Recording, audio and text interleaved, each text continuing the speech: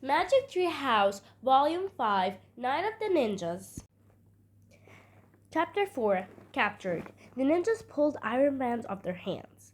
The bands had spikes like claws on them. That's how they climbed the tree, Annie whispered to Jack. The ninjas stared at Jack and Annie with dark, piercing eyes.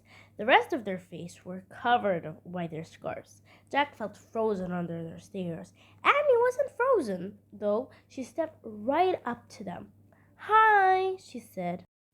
The ninjas didn't say hi back. They didn't move at all. They were as still as Jack. "We're trying to help our friend Morgan," said Annie. She held up Morgan's note. The tall ninja took the note from her. He looked at it, then gave it to the short ninja. The two ninjas stared at each other. Then they looked back at Jack and Annie. Finally, the short ninja nodded once. He put the note into the pocket of his shirt. "You can help us?" Annie asked. Neither ninja spoke. Jack wished he could see their faces. He couldn't tell what they were thinking. The short ninja tossed the rope ladder back out of the treehouse. The tall one pointed down the ladder. Then he pointed at Jack and Annie. "Uh-oh," thought Jack. "Were they captured?" "Us? Go with you?" said Annie. The ninja nodded. "Oh boy," said Annie. "Oh boy? Is she nuts?" wondered Jack. The short ninja darted down and down the ladder. He went hand over hand. His feet touched the rungs of the ladder. The tall one did the same. Jack gasped. The ninjas moved very fast.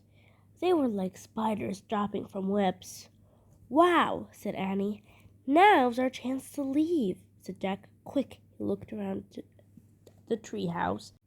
"Where was the Pennsylvania book?" "Let's go with them, Jack," said Annie. "No, this isn't a game," Jack said. "But I think they know something about Morgan," said Annie. She stared down the ladder. "Come back," said Jack. But it was too late.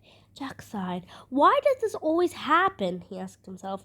"Come on, Jack," came Annie's voice from below. Jack put his notebook and the ninja book into his pack. He pushed his glasses into place and started down the ladder. Jack joined Annie and the ninjas to the ground. They turned around and came back. The tall ninja grabbed Jack. "Help!" Jack cried, but the ninja lifted Jack high into the air and put him on his shoulder. The short ninja put Annie on his shoulder. Then the two ninjas stepped in the stream again. The icy wild water swirled around them.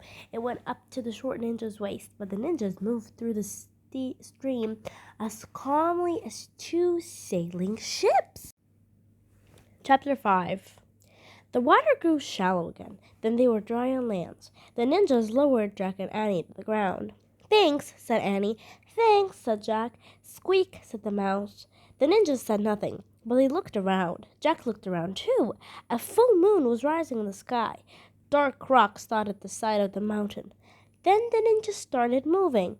They went silently up the slope between the rocks. Jack and Annie followed them. Jack wasn't afraid of the ninjas now. In fact, he was starting to like them. Maybe they really could help find Morgan. The ninjas moved silently, but Jack and Annie made plenty of noise. They panted as they climbed the rocky hillside. Their wet sneakers made squishy sounds. Suddenly, the ninjas froze.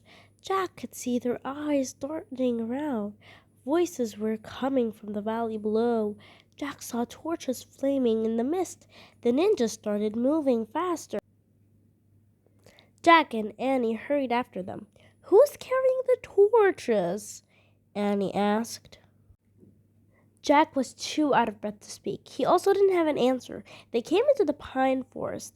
Night Bell called out. Wind rattled the branches.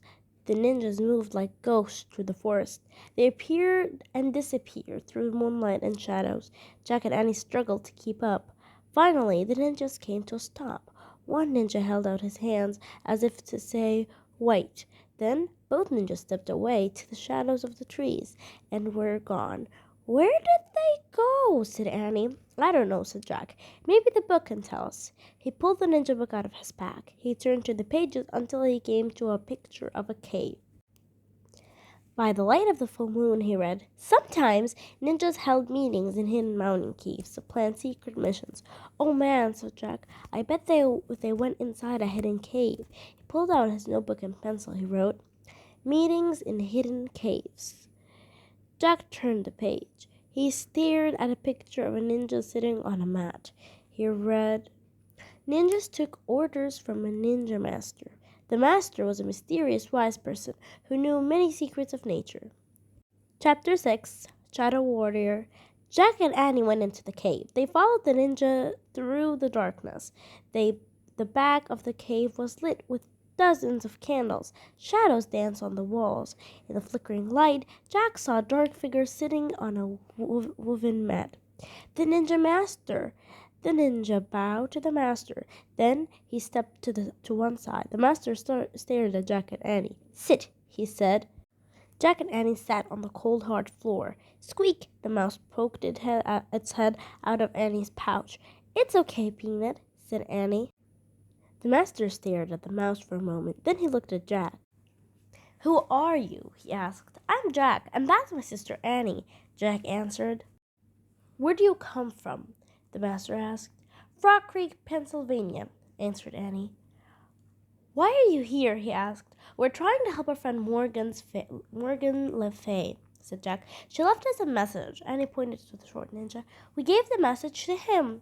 You mean you gave the message to her, said the ninja master. And she has given it to me. She? Said Jack and Annie together.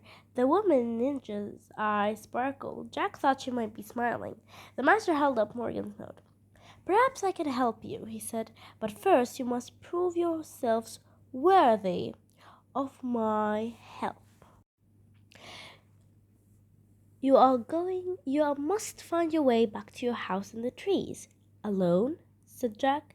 Yes, you must go alone, and beware of the samurai. Why? Said Jack.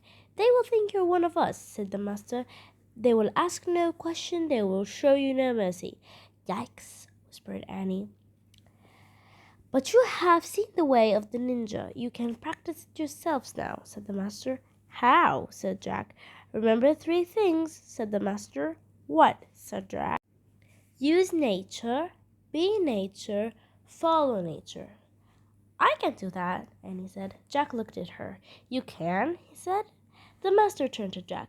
Your tree house lies to the east. This is the way you must go, he said. How? Wondered Jack. How do we find the east? Before he could ask, the master bowed. Then he disappeared into the shadows. The 2 ninjas led Jack and Annie out of the cave into the moonlight.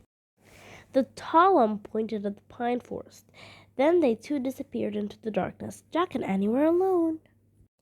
And that's it for today's video. Don't forget to like and subscribe and wait for tomorrow's video. Bye!